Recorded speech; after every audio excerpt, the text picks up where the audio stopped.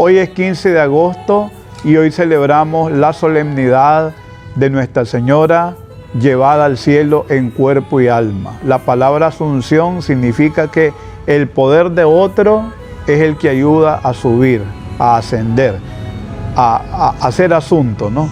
En cambio, la palabra ascensión es por el poder propio. La fiesta de la ascensión del Señor la celebramos nosotros unos días antes de Pentecostés, que no es la despedida de Cristo ni el irse totalmente de este mundo. Él va para no desentenderse de nuestra suerte, una vez cumplida su misión, a sentarse a la derecha del Padre y a ser el pontífice, o sea, el puente que une cielo y tierra, lo humano y lo divino, y a presentar nuestras súplicas ante el Padre. Entonces, en el caso del Señor Jesús, Él asciende por su propio poder.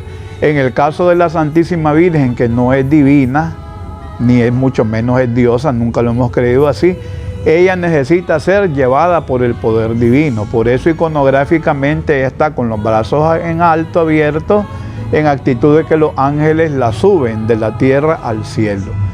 No podemos hablar nosotros de muerte en la Santísima Virgen María, porque el apóstol Pablo en una de sus cartas dice que la recompensa o el salario del pecado es la muerte. Y ella fue concebida sin mancha de pecado original. La pezuña de Satanás, podríamos decir, hablando así un poco fuerte, no la arañó ni la ensució. Concebida sin mancha desde el primer instante de su ser, por lo tanto no conoció pecado, por un privilegio exclusivo de Dios. ¿Por qué? La Santísima Virgen es inmaculada, toda limpia y pulcra en su origen y para siempre, porque va a ser la Madre del Redentor. Es virgen antes, en y después del parto, en atención a que Dios le eligió para Madre del Redentor, ¿verdad? Es asunta en cuerpo y alma al cielo, y a esta fiesta de hoy yo le llamo la fiesta del gran premio divino para la Virgen. Ella cumplió tan cabalmente la misión que el Padre le encomendó desde el comienzo, desde el principio, que merece ser, igual que en su Inmaculada Concepción, por su nacimiento, ser preservada de la muerte, porque solo los pecadores experimentamos la muerte. Y a ella en su Inmaculada Concepción no la llamamos simplemente pura, le llamamos purísima en superlativo, que es una forma muy andaluza, quizás un poco de exagerar las cosas, pero en la voz de aquel pueblo tan vivaz, tan alegre y exagerado, pues no es una exageración, es un reconocer lo grande, lo magnífico que el Señor ha estado con nosotros. Por eso la bula de proclamación del dogma de la Asunción comienza con estas palabras: Munificentissimus Deus, el Dios generoso, el Dios bueno, el Dios desbordado en misericordia. Todo eso significa la palabra munificente, ¿no? Espléndido, que se porta bien, que se luce. Entonces, con esas palabras, el Papa Pío XII, recogiendo un clamor universal de todos los obispos, de fieles del mundo entero que escribían, decide por fin, el 1 de noviembre de 1950, declarar y definir el dogma que afirma que la Santísima Virgen, una vez que llegó el fin de sus días en este mundo, fue preservada de los horrores y las descomposiciones del sepulcro, y fue salvada integralmente, no solo en el alma, sino en el cuerpo. E igual que la Inmaculada Concepción, esta fiesta es una fiesta de privilegio, el privilegio divino para ella por haber cumplido la misión que Dios le encomendó de ser la madre de su Hijo, del Redentor. Entonces, ya de 1950 hasta hoy, tengo entendido, son 72 años, y es lo que celebramos cada 15 de agosto en un día como hoy. ¿Qué es un dogma? Un dogma se define como una verdad de fe revelada por Dios que tiene que ser creída y aceptada por los fieles en la Iglesia. Muchas veces se ha acusado desde el punto de vista simplemente político a la Iglesia como dogmática, o a nosotros los católicos como dogmatistas, ¿no? Pero el dogma es algo que, si vos sos creyente, si usted es creyente, tiene el deber de obsequiar memoria, entendimiento, voluntad, sentimientos y todo lo demás a la aceptación de eso que ha sido revelado. Pío XII no creó el dogma. Pío XII lo define y lo proclama, pero esta verdad de fe se conocía desde muchos siglos antes, por lo menos desde el siglo IV en la vida de la iglesia. En la iglesia oriental se hablaba ya de lo que se llama la dormitio o el tránsito de la Virgen, que no significa muerte, sino se definía de manera muy bella, dice, un quedarse dormido aquí en la tierra y un despertar en el cielo. Y eso incluía ¿qué? Que la salvación de la Virgen, que es la primera en ser salvada y redimida en los creyentes por los méritos de su Hijo, alcanza no solamente la plenitud de su alma, sino también de su cuerpo. Lo que ahora a mucha gente le gusta decir, una salvación integral. O sea que engloba todo, ¿no? Y eso es lo que nosotros estamos celebrando. El día 14 en muchos pueblos nuestros, sobre todo en esta zona de la meseta, que es bastante todavía religiosa y que conserva usos, costumbres, tradiciones, acostumbramos tender a la Virgen en una especie como de catafalco, que digo yo, y lo dice la iglesia, no es que esté muerta, ¿verdad? Es la dormición o el tránsito. Antiguamente la gente cuando usaba nombres bonitos, a las muchachas le ponían el nombre de María del Tránsito. Incluso aquí en Diriomo había gente, personas, señores, jóvenes que se llamaban Tránsito, también Tránsito Vázquez, Tránsito Aquino, nombres bonitos, no como los nombres ahora que son de televisores, refrigeradoras o mantenedoras que le ponen a la gente, pero bueno, las cosas así cambian, ¿qué vamos a hacer?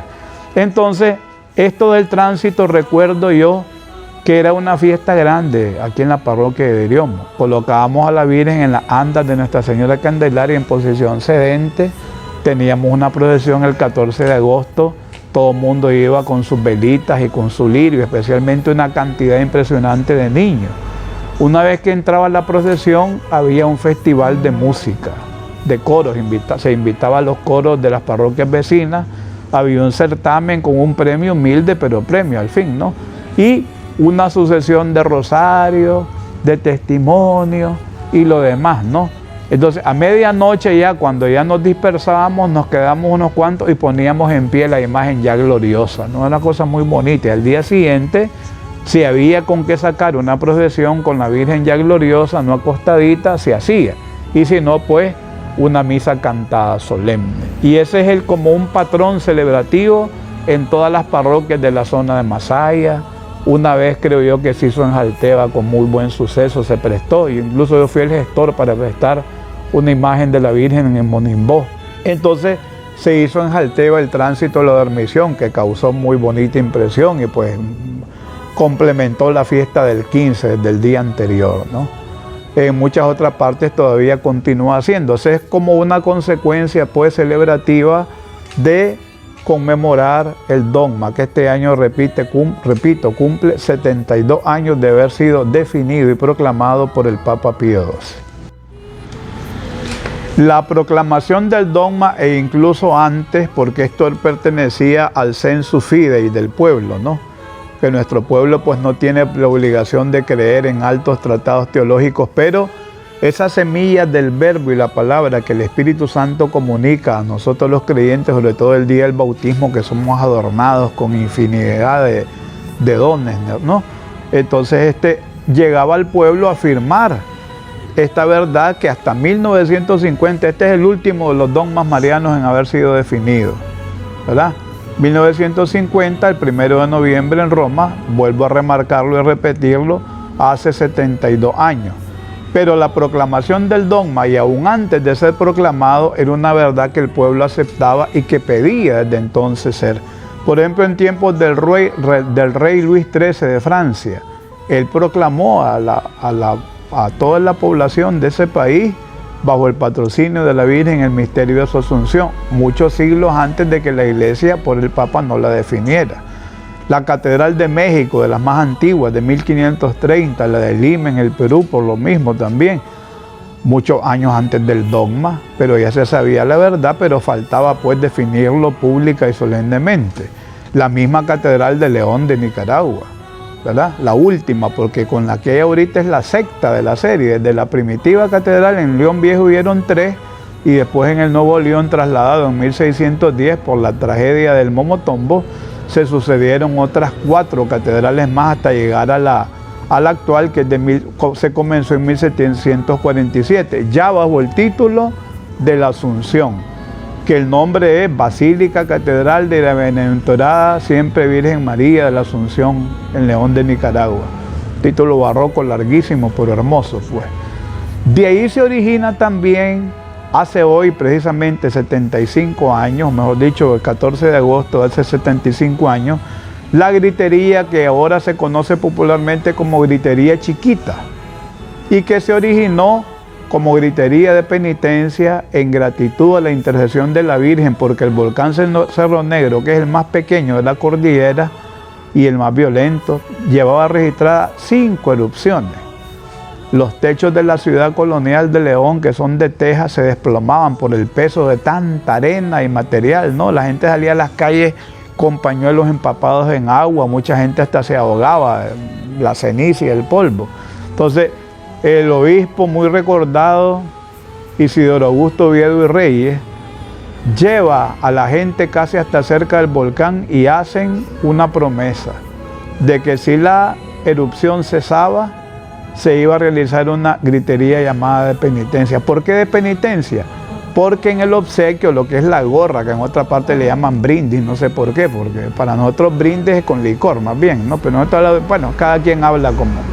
Pero lo que te repartían no es como el 7 de diciembre en la gritería grande, sino que lo que la gente daba eran estampitas, pequeños rosarios, medallitas y cositas de devoción, lo que llegó a acuñar el término de gozosa penitencia, porque el pueblo se compromete a orar, a pedir la protección de la Virgen, y por eso te repartían pequeños objetos devocionales. Ahora ya la gente reparte lo que puede, y como no es lo que reparten lo que hace la fiesta ni lo más importante, pero ahora te dan lo que la gente tenga a mano, ¿no? Más simbólico que otra cosa, pero es hermoso ver al pueblo en una especie de plebiscito, como pueblo manifestarse y proclamar en la tierra y suben al cielo las voces de esta gran verdad, de que la Virgen fue preservada de la descomposición del sepulcro y fue llevada como primicia de la Iglesia, que representa a una humanidad ya salvada y redimida. Entonces, en atención a ello, se dice, no permitiste que conociera los horrores del sepulcro, aquella que dio carne de su carne y sangre de su sangre a tu Hijo. Entonces, todo nos remite al misterio de la maternidad de la Virgen. Por eso el dogma de la maternidad es el más grande, pero claro, no podemos decir es el más grande, todos son Inmaculada Concepción, virginidad perpetua antes, en y después del parto, maternidad divina y el dogma de la Asunción que hoy celebramos. Y que Nuestra Señora siempre nos proteja, nos ayude a vivir en unidad y tienda su manto protector sobre esta Nicaragua tan sufrida y que tanto necesita del amor misericordioso de Dios y de saber que nuestra Madre siempre está con nosotros.